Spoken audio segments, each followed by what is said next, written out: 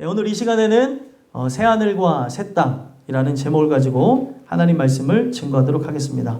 저와 여러분이 함께 이사야서의 말씀을 읽었는데 이사야서의 말씀을 통해서 전체적인 내용을 살펴보면은 이사야는 구원의 메시지를 증거하기 위해서 쓴 책입니다. 이사야의 이름의 뜻이 구원이거든요. 그래서 이 내용을 보게 되면 구약의 내용도 담겨져 있고 신약의 내용도 담겨져 있는 신기한 책인 것을 볼 수 있습니다. 아직 신약 시대가 도래하지 않았는데 종말의 때가 오지 않았는데도 이사야는 수천 년 뒤에 있을 그 종말을 하나님께서 보이게 하셔서 예언하는 부분들을 볼 수 있다는 겁니다. 성경에 보면은 인간의 말로 형용할 수 없는 신비한 역사들이 많이 있죠. 그 중에서도 다윗이라고 하는 인물을 보시면 다윗은 그리스도에 대한 예언의 메시지를 증거한 사람이에요. 그러니까 대단한 거죠. 인간의 힘으로 한 게 아니라 하나님께서 주시는 은혜를 통해서 이와 같은 일들이 일어났음을 보여주는 겁니다. 그래서 저와 여러분이 이 이사야서의 이 말씀을 통해서 뭐를 봐야 되는 거냐면 오실 예수 그리스도와 이제 오신 예수 그리스도의 사역에 대해서 살펴본다는 거예요. 그러면은 구약의 내용은 뭐예요? 그리스도께서 오셔서 너희를 구원하실 것이다. 그가 오셔서 이와 같은 구원을 행할 것이다. 그래서 구약과 신약의 내용이 다 들어가 있다는 겁니다. 그래서 오늘 본문은 특히 구원받은 백성에게 실현되어질 천국에 대해서 얘기를 하고 있는데 성경에 천국에 관한 내용이 많이 있을까요? 많이 없을까요? 많이 있어요? 많이 없어요? 많이 있습니다. 이 성경을 보면서도 어떤 분이 저한테 질문을 하셨는데 성경에 왜 천국에 관한 내용이 없냐고 하는데 얼마나 많이 되어져 있는데요. 공식화되어져 있는 본문은 많이 없을 수도 있겠지만 공식화되어지지 않은 그런 수많은 비밀의 말씀 가운데 천국에 대해서 얘기하는 게 수두룩하다는 사실입니다. 오늘 여러분들과 제가 이사야의 말씀을 통해서 함께 살펴봐야 되는 게 뭐냐면 오늘 이 말씀을 듣게 되는 것. 지금 세상 사람들은 이런 얘기를 하죠. 이 시국에 함께 모여서 예배를 드리냐 이런 얘기를 하는데 시국이 이런 만큼 더 주님 앞에 나와 예배를 드려야죠. 우리의 삶이 어떻게 인생의 밤을 맞이할지 모르는데 내가 지금 어딜 향해 가는 줄 모르는데 내 마음대로 살아가겠습니까? 우리의 영혼의 결산의 날이 가까이 오는 것을 보면 볼수록 우린 주님 앞에 모여서 기도하며 하나님의 말씀을 구해야 될 때라는 거예요. 오늘 우리가 이 말씀을 통해서 새하늘과 새 땅 어떤 데를 얘기하는 데죠? 천국을 얘기하는 거예요. 이 천국의 말씀을 토대로 해서 나는 그 천국에 들어갈 만한 존재인지 아니면 그 천국하고는 거리가 먼 사람인지를 돌아다 보시는 걸 통해서 여러분들에게 저 새하늘과 새 땅이 도래하는 귀한 축복이 있게 되기를 간절히 소망합니다. 그래서 새하늘과 새 땅이라는 말씀을 통해 여러분들에게 세 가지 겉면의 말씀, 돌아봄의 말씀을 드리고자 하는데요. 첫 번째로 새하늘과 새 땅은 기쁨의 나라이다 라는 것을 가르쳐 주신다는 겁니다. 자, 내용을 이제 보시면 17절의 내용을 필두로 해서 18절에서부터 25절까지의 내용은 17절에 대한 내용을 풀이한 거예요. 하나님께서 17절에 새하늘과 새 땅을 창조하나니 이전 것은 기억되거나 마음에 생각나지 아니할 것이라. 그래서 새하늘과 새 땅이 어떠한 것이냐 하면서 18절에서부터 25절까지 쭉 설명해 나간다는 거예요. 그럼 17절 한번 읽어볼까요? 17절 읽어보겠습니다. 시작. 보라, 내가 새하늘과 새 땅을 창조하나니 이전 것은 기억되거나 마음에 생각나지 아니할 것이라. 아멘. 여기에 시작하는 내용을 보면 보라, 내가 새하늘과 새 땅을 창조하나니 이러죠. 여기에 보면 창조한다는 이 말이 어디서 등장하죠? 창세기 1장 1절에 등장했던 그 단어예요. 바라라고 하는 단어인데 하나님께서 이전에는 천지를 창조하셨지만 그동안 우리가 보지 않았던 새하늘과 새 땅을 창조하시겠다 이런 얘기를 하는 거예요. 새하늘과 새 땅. 그래서 여기 보면은 새 하늘에도 새가 들어가고 새 땅에도 새가 들어가죠. 새 것이 된 이전에 보지 못했던 그런 장소를 창조하겠다 이런 내용으로 썼다는 겁니다. 그래서 제가 창세기에 대한 말씀을 여러분들에게 증거하면서 드렸던 말씀인데 기억하시는지 모르겠지만 천지 창조를 통해 우리가 기억해야 되는 게 뭐냐면 분명히 눈에 보이는 세상의 창조는 이루어졌지만 눈에 보이지 않는 실질적인 창조, 영적인 창조가 진행되어졌는가 살펴봐야 된다는 겁니다. 그래서 그 창조에 대한 기사가 창세기에 적혀져 있는 것은 옛날 얘기를 하는 것이 아니라 우리에게 이루어질 새 창조에 대해서 얘기하는 거예요. 이전의 모습하고는 전혀 다른 개체. 바로 하나님의 거룩한 말씀을 통해 새롭게 창조되어지는 것을 이야기를 하고 있다는 겁니다. 그래서 이런 창조를 경험하게 되어지면 우리가 성경에 있는 말씀을 토대로 해서 뭐라고 하냐면 구원받았다고 합니다. 구원받았다. 그러면 구원받았다고 하는 백성은 어떤 내용을 의미하는 거냐면 성경에 구원받은 게 어떤 의미예요? 예수를 믿고 그 예수를 마음에 모신 걸 구원받았다고 하죠. 그래서 예수님을 마음에 모시는 것, 영접하는 것을 성경에는 하나님의 나라가 임했다고도 얘기합니다. 예수님 자체가 천국인 거예요. 그래서 그 예수님이 마음에 들어오신 자들은 어떤 걸 경험하는 거냐면 새로운 창조물이 되어지는 건데 이전 것은 지나갔으니 보라 새 것이 되었도다. 이제는 구원받은 백성으로 어제의 나와는 다른, 내가 오늘 좀 구원받았다고 한다면 어제 바라봤던 세상과 오늘 바라보는 세상은 다른 거예요. 오늘 우리가 예수님이 내 안에 오시는 걸 통해서 얘기하는 거는 그가 임하실 때 그분 자체가 나라이기 때문에 나는 그분의 국민이 되어지고 천국의 시민이 되어지고 또 우리는 그분의 그 영토 아래 그분의 주권 안에 거주하는 백성이 되게 되면서 사도 바울이 고백한 것을 통해서 얘기하는 걸 보면은 어떤 얘기를 하냐면 우리가 천국 시민권을 소유한 자라는 거예요. 천국 시민권. 그러니까 이 내용을 제가 수도 없이 여러분들에게 강조하며 말씀드렸지만 우리가 이 땅에는 비록 아직 거하지만 여러분들에게 구원이 임하였다고 한다면 예수님을 영접했다고 한다면 어떤 자가 되는 거예요? 하늘에 속한 자가 된다는 거예요. 그래서 분명히 우리가 밟는 눈으로 보는 세상 또 체험하는 세상은 이 땅이지만 저 하늘에 속하여서 살아가는 자처럼 이 세상을 육신의 눈으로 보지 아니하고 영적인 눈으로 바라보며 내가 나의 뜻을 구하는 것이 아니라 하나님 뜻 가운데 거주하는 백성이 되어지더라는 거예요. 예수님은 죽은 존재가 아닙니다. 살아계신 분이에요. 그 살아계신 분이 내 안에 오셔서 친히 다스리는 거예요. 그의 주권 안에 바로 나의 마음 자체가 하나님의 나라가 되는 것이고 그의 통치를 받으면서 나는 누구의 뜻을 위해서 살아가는 거예요? 바로 아버지의 뜻을 구하기 위해서 살아갑니다. 인간 스스로 결단해서 아버지의 뜻대로 살아가는 게 아니라 아버지의 뜻대로 순종하시고 죽으시고 부활하시고 승천하신 예수님이 내 안에 오셔야 착한 일을 시작할 수 있고 우리가 이전과는 다른 개체의 모습이 될 수 있다는 겁니다. 그래서 여러분들이 이 말씀을 통해서 오늘 예수님이 내 안에 오셔서 바로 이전과는 다른 새로운 창조물이 되어졌다고 한다면 내가 보는 이 세상, 비록 똑같은 세상일지라도 내 안에 예수 그리스도가 계시면 이제 새 하늘, 새 땅이 도래한 것처럼 바로 하나님의 나라가 임한 자처럼 살아갈 수 있더라는 거예요.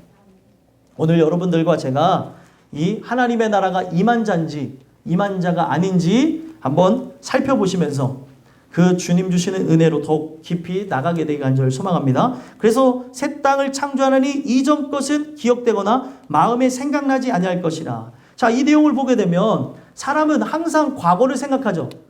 좋아도 과거를 생각하고 안 좋은 것도 과거를 생각합니다. 사람은 이게 왜 그러냐면 상처와 또 아픔 또 즐거움에 대한 그런 기억으로 얼룩진 존재이기 때문에 하나님 주신 은혜 아래 상처는 다 사라지고 새로운 개체가 되어져야 사람이 과거를 생각하지 않으려면 한 가지 방법이 늘 좋으면 된대요. 근데 사람이 늘 좋지 않기 때문에 옛날이 좋았다는 말을 한다고 합니다. 심리학자들이 밝혀낸 부분인데 그들이 얘기한 그 내용을 통해서도 볼 수 있는 게 사람은 과거에 연연한데 이전 것은 기억되거나 마음에 생각나지 아니한 새로운 세상이 열려지게 된다는 거예요. 바로 이 땅에서 하나님의 나라가 임한 자가 들어가는 데가 어디예요? 천국입니다. 그래서 분명히 내 삶이 지옥 같고 괴롭고 아프고 또 고통의 연속일지라도 예수를 만나게 되면 버티고 견디고 이길 수가 있는 것이고 이 세상이 줄 수 없는 기쁨을 만끽하고 살아갈 수 있다는 거예요. 여러분들은 기쁨을 만끽하고 살아가십니까? 세상의 기쁨이 아니에요. 바로 구원받은 자에게만 있는 기쁨입니다. 그래서 지금은 우리가 구원의 완성을 향해 나가는 존재잖아요. 구원받았을지라도 저 나라에 들어가야 구원이 완성되었다고 얘기하는 거 아니에요. 그러면은 이 땅에서는 바로 저 영원한 천국을 소망하면서 그 구원의 감격 속에 기쁨 속에 살아가는 거라는 거예요. 그래서 여러분들과 저는 그 나라에 들어가게 되면은 늘 이제는 이전 세상하고는 다른 기쁨이 넘쳐나는 나라이기 때문에 그 나라의 광대하심이 그 나라의 한량없으신 하나님의 역사하심이 여러분들에게 임하게 되길 간절히 소망합니다. 이 땅에서는 그런 것을 말씀을 통해서 조금씩 맛보는 것뿐인 것이지 그 나라에 들어가야 완전해진다는 거예요. 그래서 왜 말씀을 계속 들어야 되냐? 말씀을 들어야 믿음이 생겨나고 그 말씀을 들음으로 우리가 천국에 속한 자라는 거를 저 하늘에 속한 자라는 걸 다시금 생각나게 하면서 눈으로 보는 대로 내가 느끼는 대로 감각적으로 이 세상을 살아가는 것이 아니라 믿음으로 살아갈 수 있다는 거예요. 그러면 믿음으로 살아가는 사람들은 어떻습니까? 절망 가운데서도 소망을 보고 약속을 보더라는 거예요. 이스라엘 백성들이 분명히 하나님의 말씀 가운데에 출애굽하여서 가나안 땅을 향해 나갈 때 하나님께서 일부러 그들이 믿음이 있는가 없는가를 확인하기 위해서 가데스에 정탐을 하게 했습니다. 가데스에서 정탐꾼을 보내서 그 사람들이 보고 오게 했는데 그 사람들의 표현이 어때요? 거기에 보면은 12사람이 갔죠. 12사람 중에 10사람의 표현은 현실적인 걸 얘기하더라는 거예요. 2사람만 약속에 의거해서 이야기를 합니다. 그들은 우리의 밥이라. 약속에 의거해서 하면 거인이고 또 그들의 힘이 있고 아니면 능력이 있고 별 중요하지 않아요. 약속이 그 자리에 머물러 있기 때문에 반드시 이루어질 거라는 겁니다. 그러면 오늘날 많은 사람들이 마찬가지예요. 우리가 지금 이 세상 살아갈 때에 약속 따라 나가게 되면 절망하는 상황 가운데서도 기쁨이 넘쳐날 수 있다는 거예요. 여러분들이 지금 웃을 수 있는 상황이 아니지만 예수 그리스도로 인해서 웃음이 있는 여러분들의 인생과 가정이 됐으면 좋겠어요. 그래서 여기서 이제 얘기하는 부분을 보시면 18절, 19절 내용을 통해서 기쁨의 나라에 대해서 본격적으로 얘기하는데 함께 읽어볼까요? 읽어보겠습니다. 시작. 너희는 내가 창조하는 것으로 말미암아 영원히 기뻐하며 즐거워할지라. 보라, 내가 예루살렘을 즐거운 성으로 창조하며 그 백성을 기쁨으로 삼고 내가 예루살렘을 즐거워하며 나의 백성을 기뻐하라니 우는 소리와 부르짖는 소리가 그 가운데서 다시는 들리지 아니할 것이며. 아멘. 자, 18절과 19절의 내용을 보면서 흥미로운 것을 발견했는데 흥미로운 게 뭐냐면 기뻐한다는 게 몇 번 나올 것 같아요? 기뻐하다는 게. 기쁨에 관한 내용이 몇 번 나올 것 같습니까? 딱 3번 나오고요. 그리고 즐거워한다는 게 몇 번 나올까요? 딱 3번 나와요. 일부러 합을 맞췄습니다. 18절, 19절의 내용을 통해서 3번의 기쁨에 관한 이야기, 즐거움에 관한 이야기를 통해서 완전하신 하나님이 통치하는 그 나라는 기쁨의 나라다라는 걸 보여주는 거예요.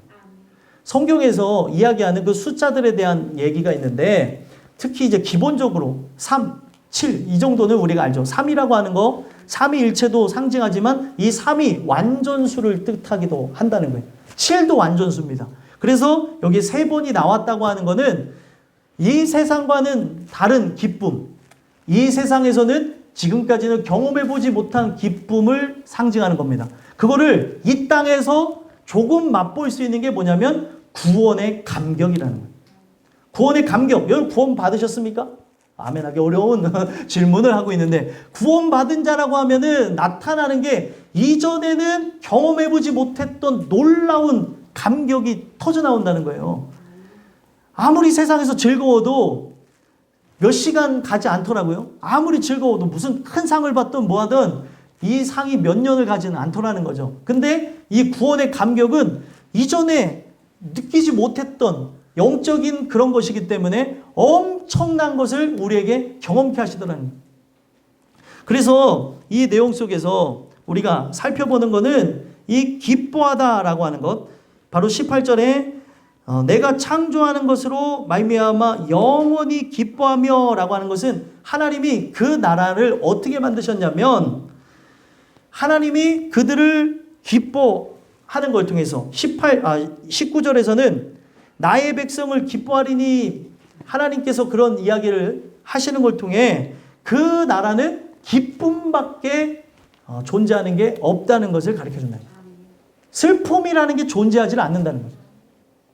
그래서 이 기쁘다라고 하는 표현을 보게 되면 빛나다라고 하는 표현하고 기쁘다라는 표현이 같이 혼용되어진 뜻이에요. 그러니까 오늘날 세상 사람들이 아무리 기뻐해도 빛이 나지 않습니다. 근데 구원의 감격을 통해 기뻐하는 백성은 빛이 나더라는 거예요.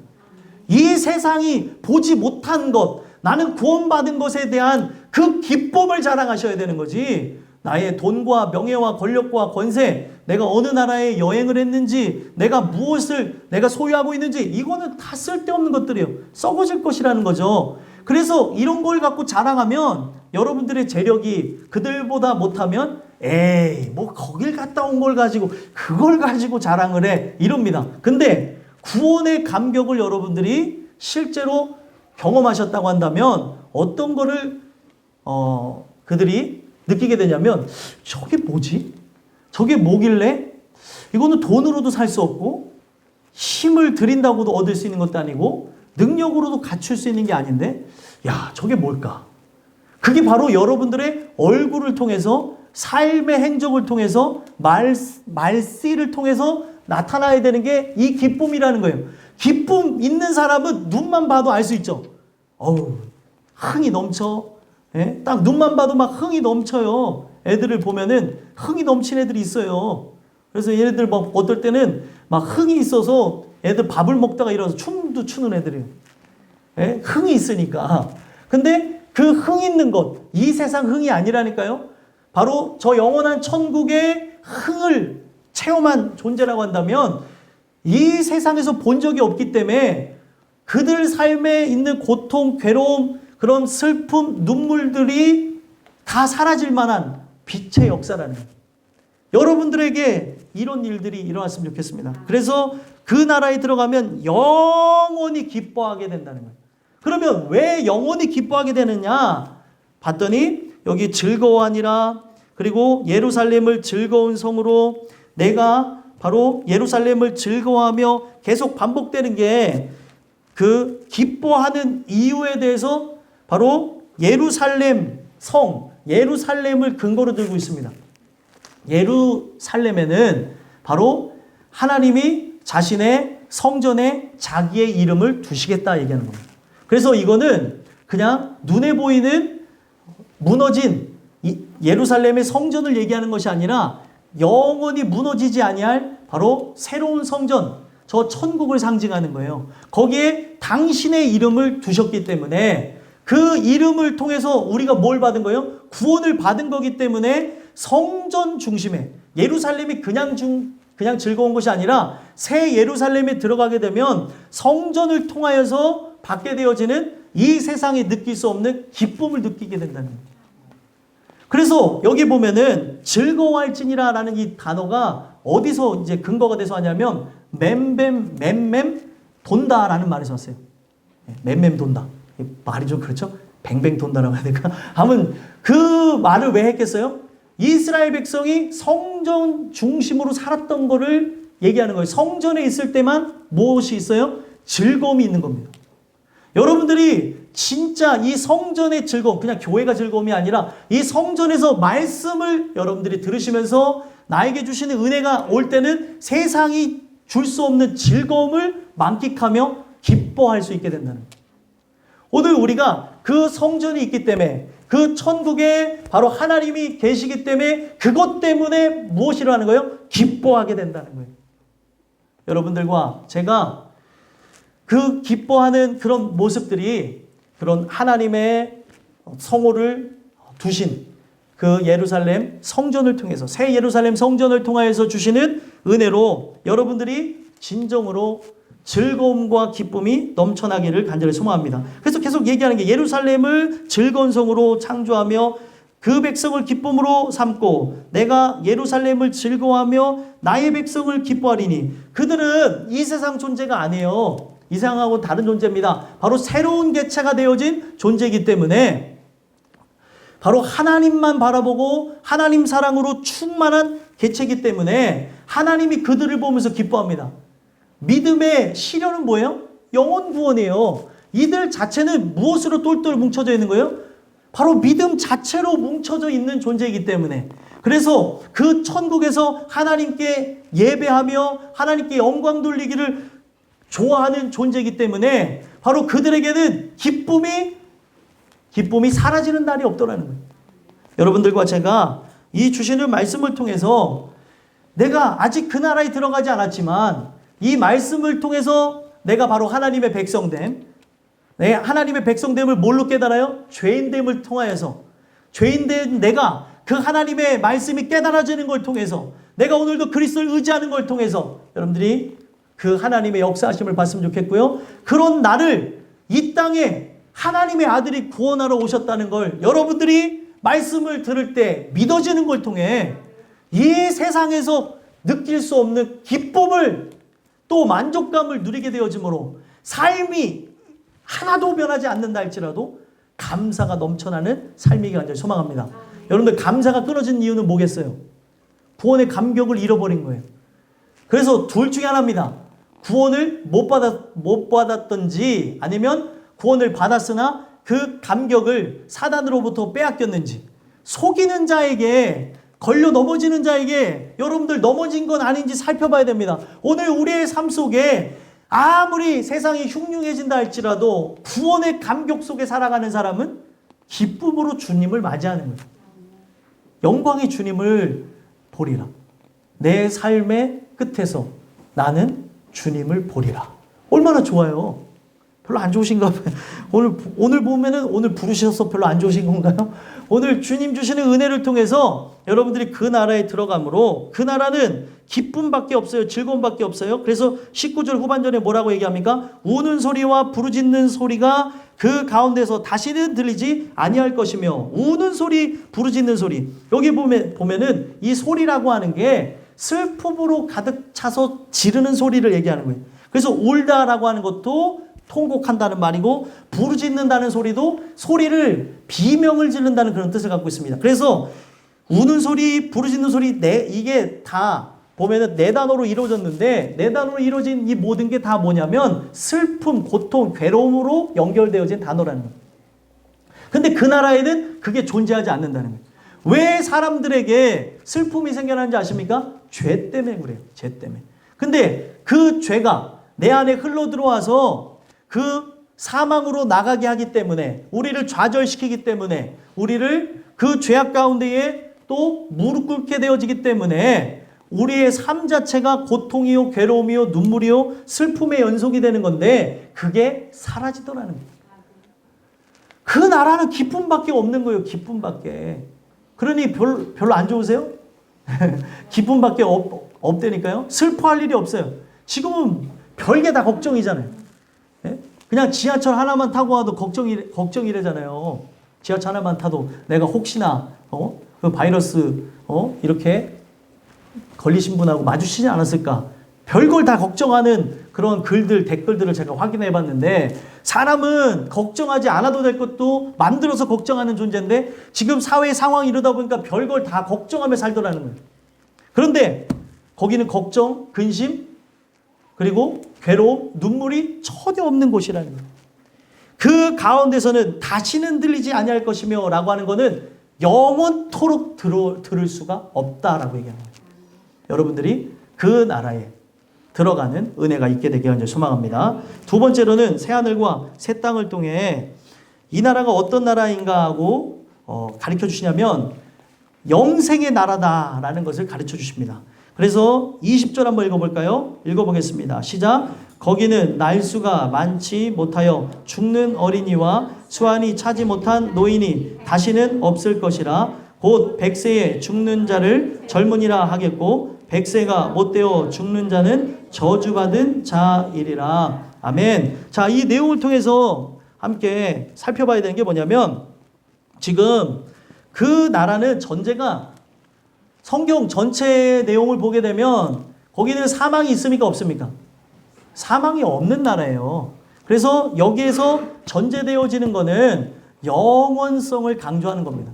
그래서 보면은 거기는 날수가 많지 못하여 죽는 어린이. 세상에 보면은 여러 가지 질병과 또 사회적 상황이 어두워서 전쟁과 기근으로 인해서 죽게 되는 그런 갓난 아이들 있잖아요. 그런 존재들이 존재할 수가 없다라고 얘기하는 거고, 그리고 수완이 차지 못한 노인이 다시는 없을 것이라. 지금 노인이 되어져야 되는데 노인이 되지 않고 갑자기 죽는 일들이 없다는 겁니다. 거기는 뭐예요? 질병이 없고 그리고 갑작스럽게 맞이하게 되는 사고가 존재하지 않는다는 걸 얘기하고요. 그리고 곧 100세에 죽는 자를 젊은이라 하겠고 100세가 못되어 죽는 자는 저주받은 자이리라. 이 얘기를 다시 한번 생각해 보면 100세에 죽는 자를 젊은이라 하겠다라고 하는 거는 100세가 여러분들 젊은이에요? 젊은이가 아니에요? 젊은이가 아니죠. 그래서 여러분들 이 내용을 잘 봐야 되는 게 100세에 죽는 자는 젊은이라 하겠다라는 걸 통해 100세 이상 살 거를 이야기를 하는데 100세 이상 살 거를 통해서 성경 전체를 통해 얘기하는 건 뭐예요? 우리가 셀 수 없는 기한, 영원의 시간으로 들어갈 걸 얘기하는 거예요. 그래서 여러분들 그 나라에 들어가게 되면 시간이 존재하지 않습니다. 시간이 존재하니까 여러분들 삶의 세월에 주름도 생기고 우리의 몸도 쇠약해지고 연약해지고 주님 배울 날이 가까우는 거예요. 그래서 이 세상 살아가면서 그 세월의 풍파를 맞이하며 약해지고 죽을 날이 가까우는 것은 구원받은 백성에게 은혜이지만 그 나라에서는 그게 존재하지 않아요. 왜냐하면 영원하신 분을 만났으니 우리의 삶은 영원하게 되는 거예요. 그래서 여러분들 우리의 인생에서 죽음이라고 하는 것도 구원의 관점에서 보게 되면 뭐예요? 구원받은 백성에게 죽음은 뭐예요? 축복이에요. 별로 안 좋아하시네. 네, 축복이라니까. 구원받은 백성에게 영원한 천국에 들어가는 게 좋겠어요? 그래도 이 땅에서 그래도 좀 더 사는 게 낫지가 좋겠어요? 영원한 천국이 좋아요. 근데 머리로는 모르겠어요. 사람마다 달라요. 머리로는 저 천국이 좋다고 하면서 마음에서는 그래도 좀 더 살아야죠. 이런 사람이 있을 수도 있어요. 근데 저는 소망하기는 마음에서부터 저 나라를 소망하는 마음들이 있었으면 좋겠습니다.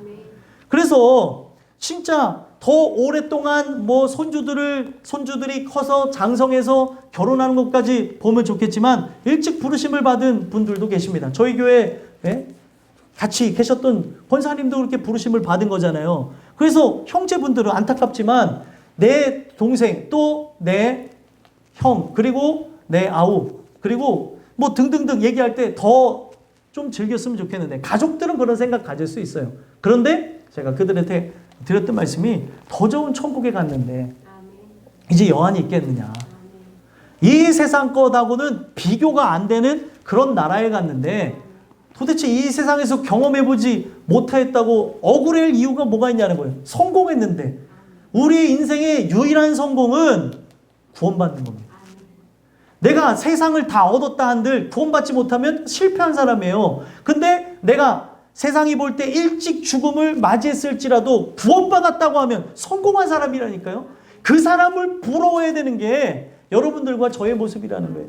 그래서 100세에 죽는 자를 젊은이라 하겠다라고 하는 건 그 나라의 시간이 굉장히 오래될 것이고 영원할 것임을 이야기하는 거고 100세가 못되어 죽는 자는 저주받은 자이리라 라고 하는 거는 어떤 얘기예요? 그 나라는 저주받은 자가 들어가요? 못 들어가요? 못 들어가죠. 그렇기 때문에 그 나라에는 영원성만, 영원한 생명만이 존재한다는 거예요. 여러분들과 제가 사람이 왜 부패하는지 아십니까? 시간이 있기 때문에 부패하는 거 아세요? 뜨거운 마음이 시간이 지나면서 약해지잖아요. 근데 그 나라는 죄가 제거된 상태에서 주님을 사랑하는 뜨거운 마음 갖고 있는 그 상태로 들어가는데 시간이 없다 보니까 영원이라고 하는 그런 세계에 들어가다 보니까 사람에게는 뭐예요? 그런 뜨거운 마음만 존재하더라는 거예요. 여러분들이 그 나라에 들어가기 이전에 나의 어떤 죄악되고 더러운 모든 것들이 제거되어지고 그 나라의 기쁨의 모습으로 또 영광의 모습으로 들어가게 되는 은혜가 있게 되기를 간절히 소망합니다. 그래서 우리가 이거를 성경 전체로 보게 되면 더 내용의 범위가 광범위해지고 많습니다. 하지만 이 본문에서만 찾아서라도 보자고요. 그 나라는 영생의 나라라는 거예요. 이제 죽음 때문에 고통받고 괴로워하면서 두려워할 이유가 전혀 없다는 거예요. 소망하기는 저와 여러분이 이 주시는 이 말씀을 통해서 영원한 날을 소망하시고 여러분들에게 진행되어질 그런 창조를 통하여서 새로운 창조를 통하여서 그 나라에 여러분들이 넉넉하게 구원을 받는 그런 주님의 백성들이 되기를 간절히 소망합니다. 마지막 세 번째로 새하늘과 새 땅이라는 말씀을 통해 우리에게 어떤 나라임을 가르쳐 주시냐면 평화의 나라이다라는 걸 가르쳐 주신다는 거예요. 그래서 21절에서부터 25절까지 내용을 통해 평화의 나라를 설명하고 있는데 먼저 21에서 22를 읽어볼까요? 읽어보겠습니다. 시작. 그들이 가옥을 건축하고 그 안에 살겠고 포도나무를 심고 열매를 먹을 것이며 그들이 건축한 데에 타인이 살지 아니할 것이며 그들이 심은 것을 타인이 먹지 아니하리니 이는 백성의 수완이 나무의 수완과 같겠고 내가 택한 자가 그 손으로 일한 것을 길이 누릴 것이며 아멘. 지금 21절 22절을 보게 되니까 그 나라에는 약탈이나 전쟁이 존재하지 않는다는 걸 알 수 있습니다. 자, 먼저 21절을 보게 되면 가옥을 건축하고 그 안에 살겠고. 자, 성경에 이런 말씀이 있어요. 우리가 잘 아는 요한복음 14장 2절에 보게 되면 초소를 누가 예비하신대요? 예수님이 예비하신대요. 그러면 여기서 말하는 가옥을 건축하고 그 안에 살겠다라고 하는 거는 그가 예비해 놓으신 그 집에 내가 들어가게 되는 걸 얘기하는 거예요. 그래서 여러분들이 할 일이 있어요? 없어요? 없습니다. 구약에서 계속 이야기하는 부분 있죠. 안식일과 그리고 안식년과 희년에 관한 내용을 쭉 보잖아요. 여러분들이 할 일이 없어요. 안식일에는 무조건 안식해야 되는 거고 안식년에도 쉬어야 되는 거고 그리고 나중에 이것이 이제 7번 반복된 다음에 돌아오게 되어지는 희년도 뭐예요? 3년 전부터 준비해서 희년에는 먹을 것이 풍족해서 그때는 그냥 쉬게 되는 거예요. 모든 것이 원래로 돌아가는 거예요. 그래서 여러분들이 누군가 돌아가셨다라고 하면은 어디로 돌아가시냐가 중요해요. 천국으로 돌아간 자들은 이게 참 우리나라 말도 잘 졌다니까요. 아유, 돌아가셨습니다. 돌아가셨다는 말이 나쁜 말이 아니에요. 하나님 품으로 돌아가셨다는 건 박수 받을 일입니다. 그래서 성경에 이 내용이 있는 거예요. 돌아간다는 내용. 물론 그 의미와 그 의미를 연결하려면 많은 대화의 내용들이 필요하겠지만 우리가 분명히 하나님 품 속에서 나온 자로 하나님 품으로 들어갈 날이 있다는 거예요. 시간을 초월한 영원한 하나님의 품 안에서 보게 된다면 이미 시간 밖에 시간을 초월한 그 안에서 하나님 안에 구원받은 내가 존재할 수 있습니다. 무슨 말인지 이해가 되세요? 오늘 우리의 살아가는 삶 속에 하나님은 시간을 초월한 분이잖아요. 구원받은 여러분들이 이미 천국 안에 존재할 수 있음을 얘기하는 거예요. 그래서 그 모습을 바라보며 내가 그 안에 있는 것처럼 생각하면서 오늘 이 죄에 대한 것, 고통에 관한 것들을 이기면서 살아가는 거죠.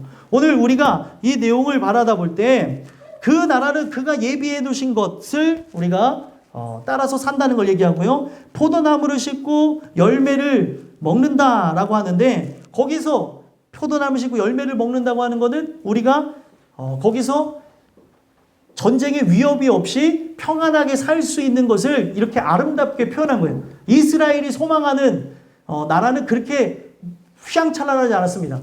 그냥 우리가 포도나무 심고 열매를 먹으면서 다른 민족으로부터 받는 그런 약탈이나 그리고 침략이 없었으면 좋겠습니다. 이런 것들을 소망하며 살았다는 거죠.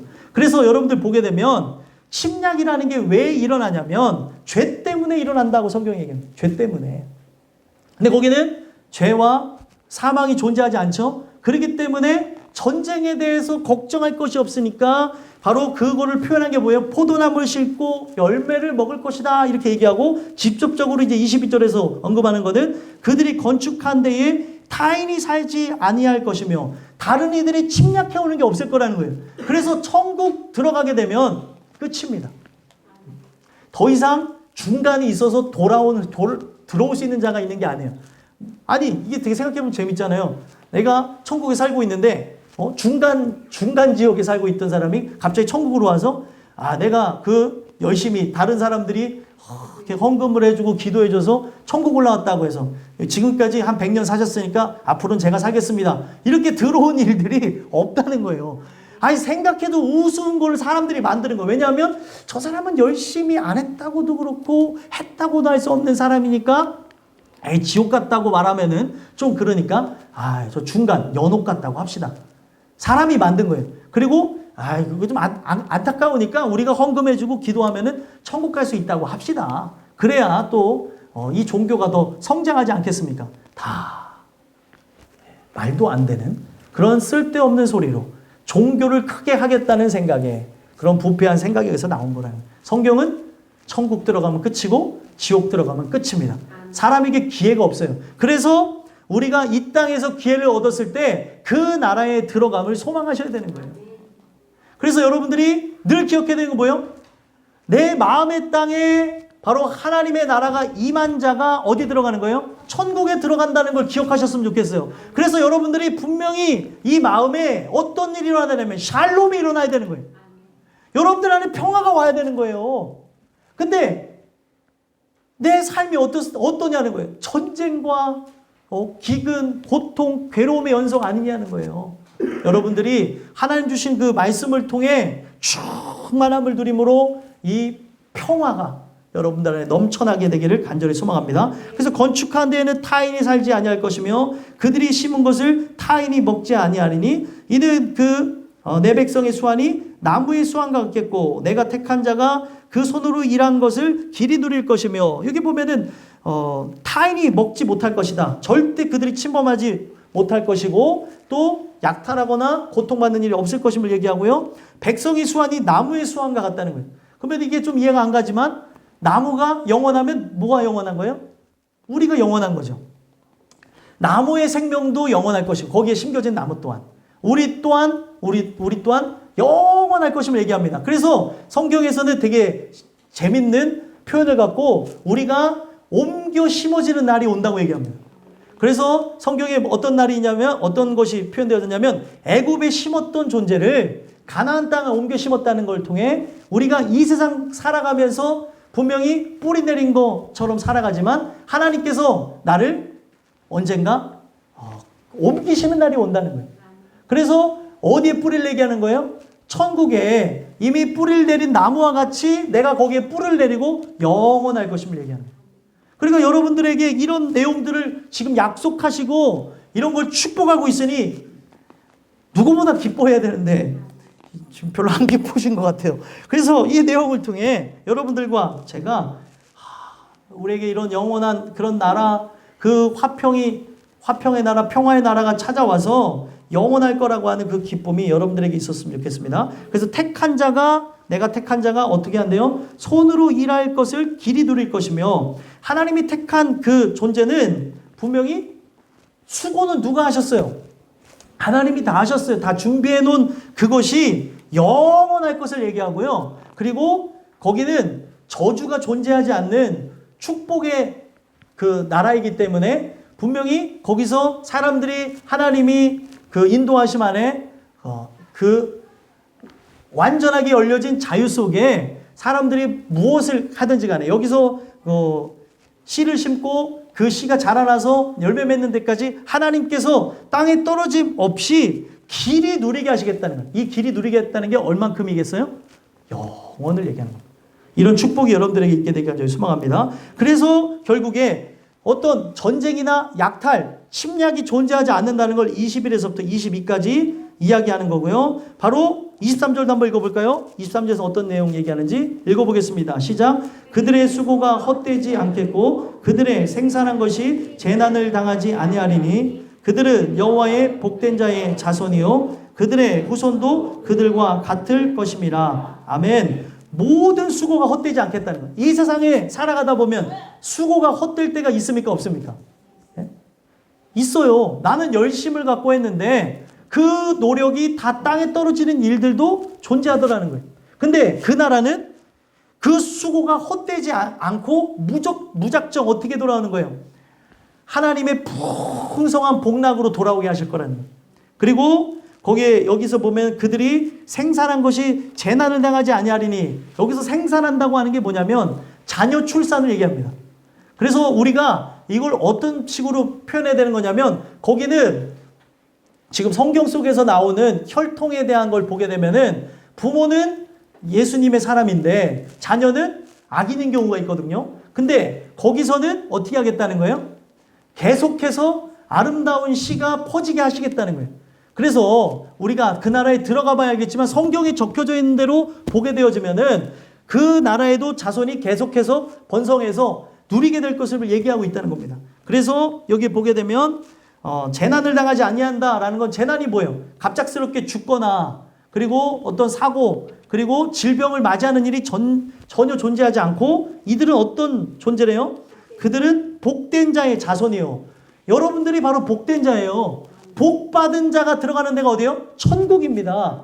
그래서 여러분들 팔복의 첫 번째 부분을 보면은 천국이 누구의 것이에요?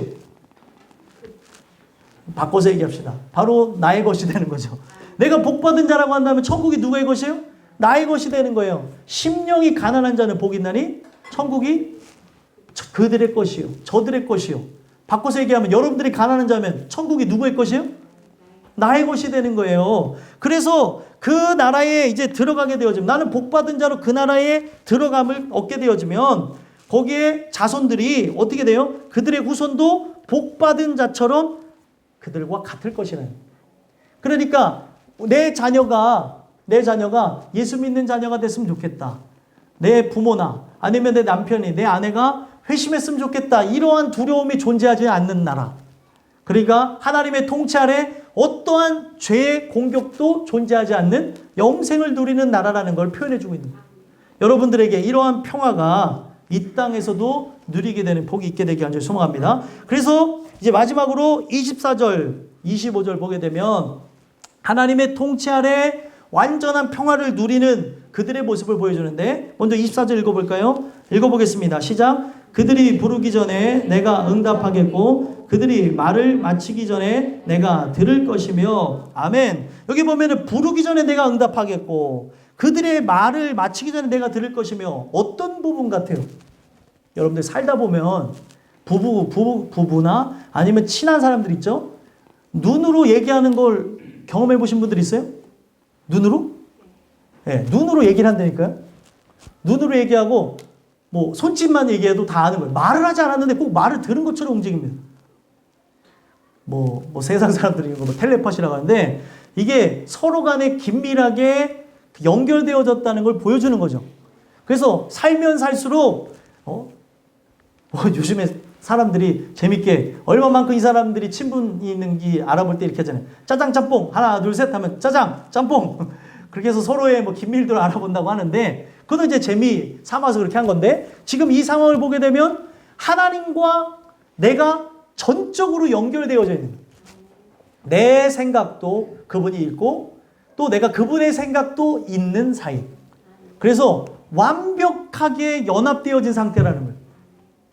지금 이 세상에서 부부간의 연합은 신앙이라고 하는 연결고리를 통해서 함께 늘 밀어주고 당겨주고 함께 애쓰지 않으면 무너질 수 있습니다. 그런데 저 영원한 천국에서는 우리 모든 자가 바로 하나님과 그렇게 연결되어서 완전함을 누리게 되어지는데 그의 생각이 나의 생각이 되어지고 나의 생각이 그의 생각이 됩니다.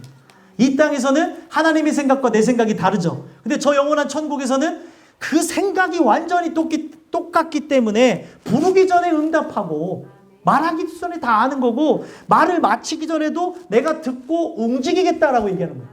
이게 얼마나 큰 복이에요. 별로 공감을 안 하시는 거 아니죠? 오늘날 우리의 살아가는 삶 속에 이 세상을 만드신 온 세상의 주인인 그분과 내가 함께 연합하여서 천국에서 왕노릇하는 그날이 오게 된다는 거예요. 그래서 이 땅에서 여러분들 고통받고 괴로움으로 살아가는 거를 여러분들 서러울 때도 있지만 그 나라를 보면서 견디자는 거예요. 그런 나라가 올 거라니까요.